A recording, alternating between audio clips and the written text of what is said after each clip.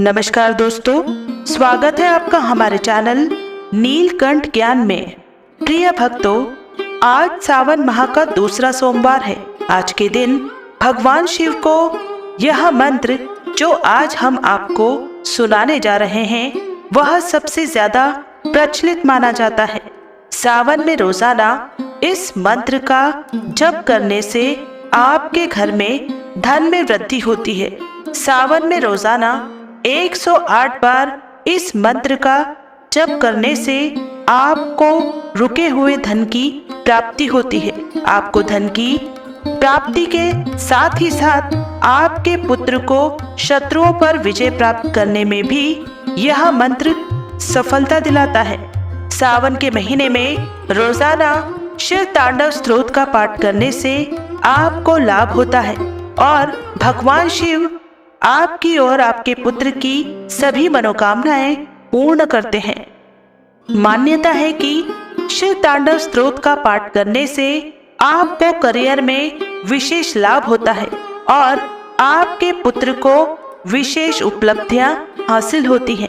आपका पुत्र हर क्षेत्र में कामयाब होता है और परिवार में खुशियां बढ़ती हैं और आपके बिगड़ते हुए कार्य आसानी से बनने लगते हैं। बस आपको इस मंत्र को 108 बार जाप करना है। अगर आप किसी कारणवश मंत्र का जाप करने में असमर्थ हैं तो आप इस मंत्र को आपके घर या दुकान पर मोबाइल फोन में चलाकर 108 बार जाप या श्रवण करें। साथ ही प्रिय भक्तों, यदि आप भगवान शिव का आशीर्वाद अपने और अपने संपूर्ण परिवार पर पाना चाहते हैं तो हमारे इस वीडियो को दिल से एक लाइक जरूर करें और हमारे चैनल नीलकंठ ज्ञान को सब्सक्राइब करके कमेंट में हर हर महादेव अवश्य लिखें, जिससे भगवान शिव के चरणों में आप सभी भक्तों की हाजिरी अवश्य ही लग जाएगी। तो प्रिय भक्तों, शिव जी का महामंत्र इस प्रकार है।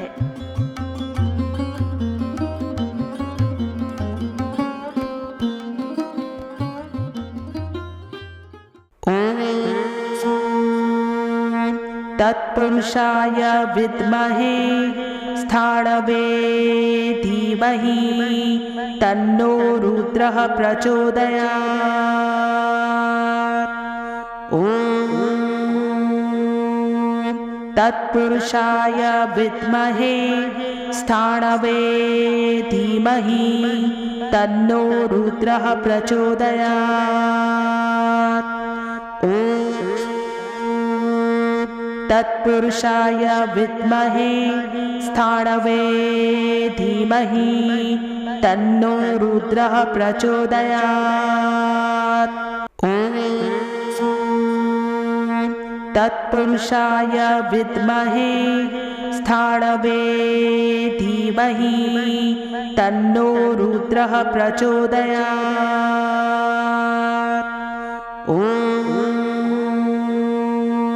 तत्पुरुषाय विद्महे स्थाणवे धीमहि तन्नो रुद्रः प्रचोदयात्।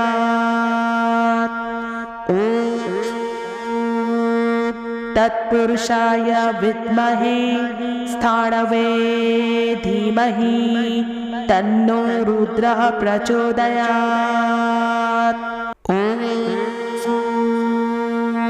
तत्पुरुषाय विद्महे स्थाणवे धीमहि तन्नो रुद्रः प्रचोदयात्।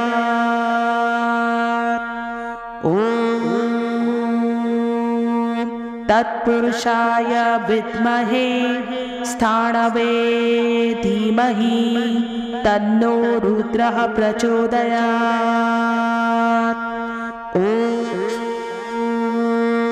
तत्पुरुषाय विद्महे स्थाणवे धीमहि तन्नो रुद्रः प्रचोदयात्। तत्पुरुषाय विद्महे स्थाणवे धीमहि तन्नो रुद्रः प्रचोदयात्। ॐ तत्पुरुषाय विद्महे स्थाणवे धीमहि तन्नो रुद्रः प्रचोदयात्। ॐ तत्पुरुषाय विद्महे स्थाणवे धीमहि तन्नो रुद्रः प्रचोदयात्। ॐ तत्पुरुषाय विद्महे स्थाणवे धीमहि तन्नो रुद्रः प्रचोदयात्। ॐ तत्पुरुषाय विद्महे स्थाणवे धीमहि तन्नो रुद्रः प्रचोदयात्। ॐ तत्पुरुषाय विद्महे स्थाणवे धीमहि तन्नो रुद्रः प्रचोदयात्। ॐ तत्पुरुषाय विद्महे स्थाणवे धीमहि तन्नो रुद्रः प्रचोदयात्। ॐ तत्पुरुषाय विद्महे स्थाणवे धीमहि तन्नो रुद्रः प्रचोदयात्। ॐ तत्पुरुषाय विद्महे स्थाणवे धीमहि तन्नो रुद्रः प्रचोदयात्। ॐ तत्पुरुषाय विद्महे स्थाणवे धीमहि तन्नो रुद्रः प्रचोदयात्। ॐ तत्पुरुषाय विद्महे स्थाणवे धीमहि तन्नो रुद्रः प्रचोदयात्। ॐ तत्पुरुषाय विद्महे स्थाणवे धीमहि तन्नो रुद्रः प्रचोदयात्। ॐ तत्पुरुषाय विद्महे स्थाणवे धीमहि तन्नो रुद्रः प्रचोदयात्। ॐ तत्पुरुषाय विद्महे स्थाणवे धीमहि तन्नो रुद्रः प्रचोदयात्। ॐ तत्पुरुषाय विद्महे स्थाणवे धीमहि तन्नो रुद्रः प्रचोदयात्। ॐ तत्पुरुषाय विद्महे स्थाणवे धीमहि तन्नो रुद्रः प्रचोदयात्। ॐ तत्पुरुषाय विद्महे स्थाणवे धीमहि तन्नो रुद्रः प्रचोदयात्। ॐ तत्पुरुषाय विद्महे स्थाणवे धीमहि तन्नो रुद्रः प्रचोदयात्। ॐ तत्पुरुषाय विद्महे स्थाणवे धीमहि तन्नो रुद्रः प्रचोदयात्। ॐ तत्पुरुषाय विद्महे स्थाणवे धीमहि तन्नो रुद्रः प्रचोदयात्। ॐ तत्पुरुषाय विद्महे स्थाणवे धीमहि तन्नो रुद्रः प्रचोदयात्। ॐ तत्पुरुषाय विद्महे स्थाणवे धीमहि तन्नो रुद्रः प्रचोदयात्। ॐ तत्पुरुषाय विद्महे स्थाणवे धीमहि तन्नो रुद्रः प्रचोदयात्। ॐ तत्पुरुषाय विद्महे स्थाणवे धीमहि तन्नो रुद्रः प्रचोदयात्। ॐ तत्पुरुषाय विद्महे स्थाणवे धीमहि तन्नो रुद्रः प्रचोदयात्। ॐ तत्पुरुषाय विद्महे स्थाणवे धीमहि तन्नो रुद्रः प्रचोदयात्। ॐ तत्पुरुषाय विद्महे स्थाणवे धीमहि तन्नो रुद्रः प्रचोदयात्। ॐ तत्पुरुषाय विद्महे स्थाणवे धीमहि तन्नो रुद्रः प्रचोदयात्। ॐ तत्पुरुषाय विद्महे स्थाणवे धीमहि तन्नो रुद्रः प्रचोदयात्। ॐ तत्पुरुषाय विद्महे स्थाणवे धीमहि तन्नो रुद्रः प्रचोदयात्। ॐ तत्पुरुषाय विद्महे स्थाणवे धीमहि तन्नो रुद्रः प्रचोदयात्। ॐ तत्पुरुषाय विद्महे स्थाणवे धीमहि तन्नो रुद्रः प्रचोदयात्। ॐ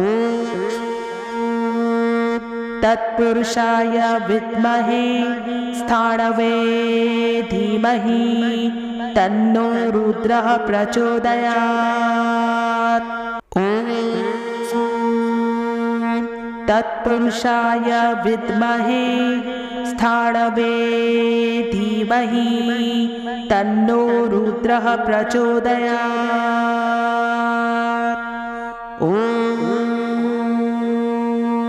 तत्पुरुषाय विद्महे स्थाणवे धीमहि तन्नो रुद्रः प्रचोदयात्।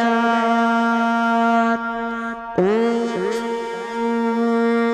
तत्पुरुषाय विद्महे स्थाणवे धीमहि तन्नो रुद्रः प्रचोदयात्। ॐ तत्पुरुषाय विद्महे स्थाणवे धीमहि तन्नो रुद्रः प्रचोदयात्। ॐ तत्पुरुषाय विद्महे स्थाणवे धीमहि तन्नो रुद्रः प्रचोदयात्। ॐ तत्पुरुषाय विद्महे स्थाणवे धीमहि तन्नो रुद्रः प्रचोदयात्। ॐ तत्पुरुषाय विद्महे स्थाणवे धीमहि तन्नो रुद्रः प्रचोदयात्। ॐ तत्पुरुषाय विद्महे स्थाणवे धीमहि तन्नो रुद्रः प्रचोदयात्। ॐ तत्पुरुषाय विद्महे स्थाणवे धीमहि तन्नो रुद्रः प्रचोदयात्। ॐ तत्पुरुषाय विद्महे स्थाणवे धीमहि तन्नो रुद्रः प्रचोदयात्। ॐ तत्पुरुषाय विद्महे स्थाणवे धीमहि तन्नो रुद्रः प्रचोदयात्। ॐ तत्पुरुषाय विद्महे स्थाणवे धीमहि तन्नो रुद्रः प्रचोदयात्। ॐ तत्पुरुषाय विद्महे स्थाणवे धीमहि तन्नो रुद्रः प्रचोदयात्। ॐ तत्पुरुषाय विद्महे स्थाणवे धीमहि तन्नो रुद्रः प्रचोदयात्। ॐ तत्पुरुषाय विद्महे स्थाणवे धीमहि तन्नो रुद्रः प्रचोदयात्। ॐ तत्पुरुषाय विद्महे स्थाणवे धीमहि तन्नो रुद्रः प्रचोदयात्। ॐ तत्पुरुषाय विद्महे स्थाणवे धीमहि तन्नो रुद्रः प्रचोदयात्। ॐ तत्पुरुषाय विद्महे स्थाणवे धीमहि तन्नो रुद्रः प्रचोदयात्। ॐ तत्पुरुषाय विद्महे स्थाणवे धीमहि तन्नो रुद्रः प्रचोदयात्। ॐ तत्पुरुषाय विद्महे स्थाणवे धीमहि तन्नो रुद्रः प्रचोदयात्। ॐ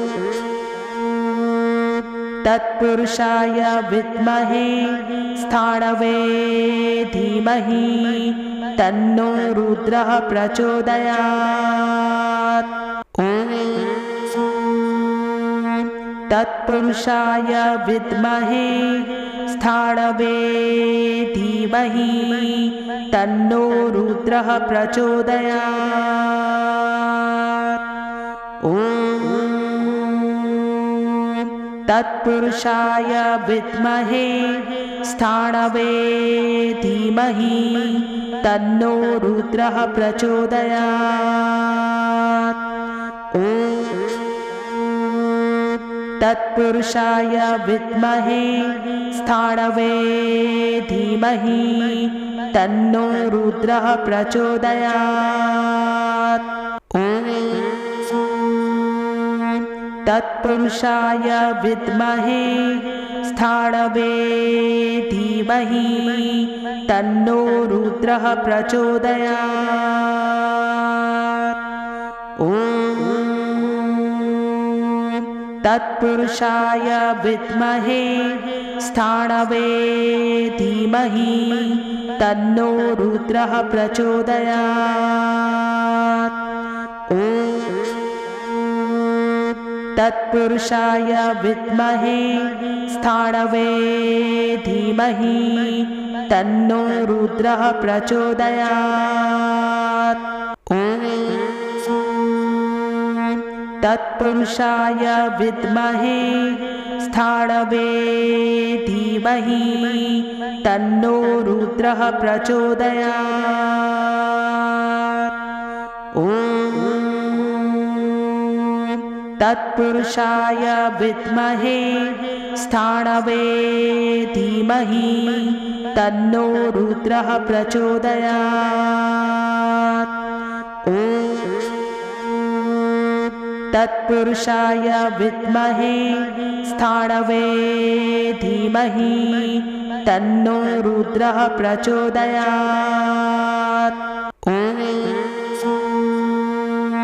तत्पुरुषाय विद्महे स्थाणवे धीमहि तन्नो रुद्रः प्रचोदयात्।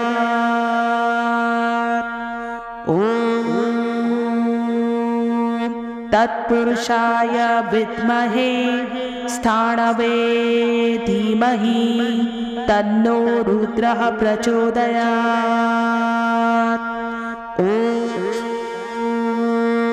तत्पुरुषाय विद्महे स्थाणवे धीमहि तन्नो रुद्रः प्रचोदयात्।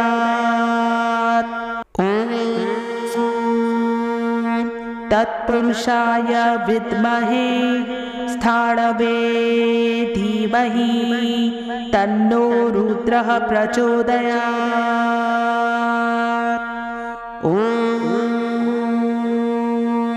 तत्पुरुषाय विद्महे स्थाणवे धीमहि तन्नो रुद्रः प्रचोदयात्।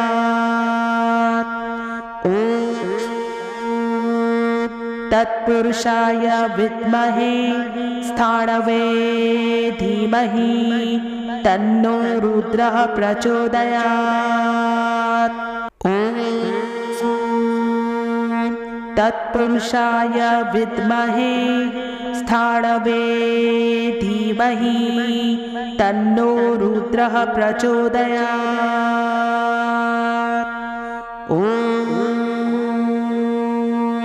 तत्पुरुषाय विद्महे स्थाणवे धीमहि तन्नो रुद्रः प्रचोदयात्।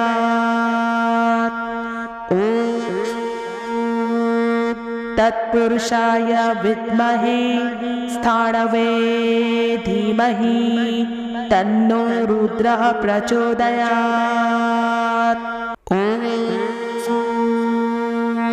तत्पुरुषाय विद्महे स्थाणवे धीमहि तन्नो रुद्रः प्रचोदयात्।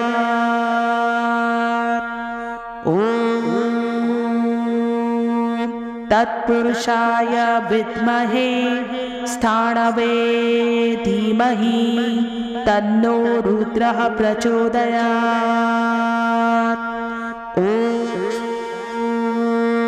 तत्पुरुषाय विद्महे स्थाणवे धीमहि तन्नो रुद्रः प्रचोदयात्। तत्पुरुषाय विद्महे स्थाणवे धीमहि तन्नो रुद्रः प्रचोदयात्।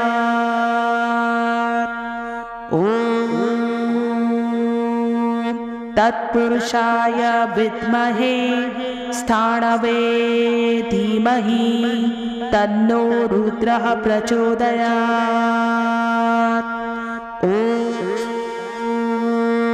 तत्पुरुषाय विद्महे स्थाणवे धीमहि तन्नो रुद्रः प्रचोदयात्।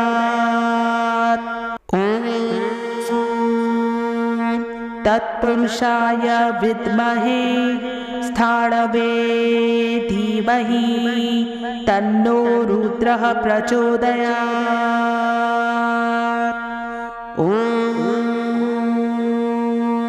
तत्पुरुषाय विद्महे स्थाणवे धीमहि तन्नो रुद्रः प्रचोदयात्।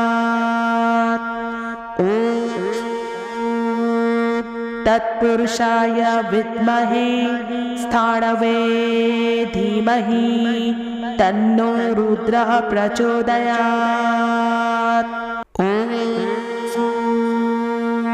तत्पुरुषाय विद्महे स्थाणवे धीमहि तन्नो रुद्रः प्रचोदयात्।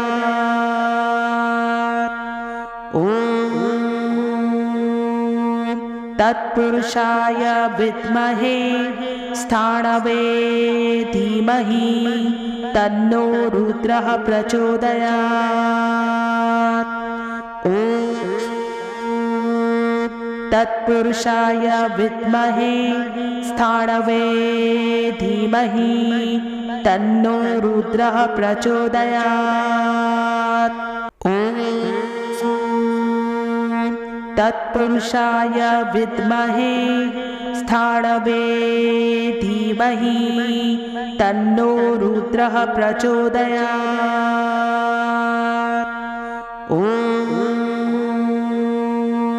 तत्पुरुषाय विद्महे स्थाणवे धीमहि तन्नो रुद्रः प्रचोदयात्। ॐ तत्पुरुषाय विद्महे स्थाणवे धीमहि तन्नो रुद्रः प्रचोदयात्। ॐ तत्पुरुषाय विद्महे स्थाणवे धीमहि तन्नो रुद्रः प्रचोदयात्। ॐ तत्पुरुषाय विद्महे स्थाणवे धीमहि तन्नो रुद्रः प्रचोदयात्। ॐ तत्पुरुषाय विद्महे स्थाणवे धीमहि तन्नो रुद्रः प्रचोदयात्। ॐ तत्पुरुषाय विद्महे स्थाणवे धीमहि तन्नो रुद्रः प्रचोदयात्। ॐ तत्पुरुषाय विद्महे स्थाणवे धीमहि तन्नो रुद्रः प्रचोदयात्। ॐ तत्पुरुषाय विद्महे स्थाणवे धीमहि तन्नो रुद्रः प्रचोदयात्। ॐ तत्पुरुषाय विद्महे स्थाणवे धीमहि तन्नो रुद्रः प्रचोदयात्। ॐ तत्पुरुषाय विद्महे स्थाणवे धीमहि तन्नो रुद्रः प्रचोदयात्। ॐ तत्पुरुषाय विद्महे स्थाणवे धीमहि तन्नो रुद्रः प्रचोदयात्। ॐ तत्पुरुषाय विद्महे स्थाणवे धीमहि तन्नो रुद्रः प्रचोदयात्। ॐ तत्पुरुषाय विद्महे स्थाणवे धीमहि तन्नो रुद्रः प्रचोदयात्। ॐ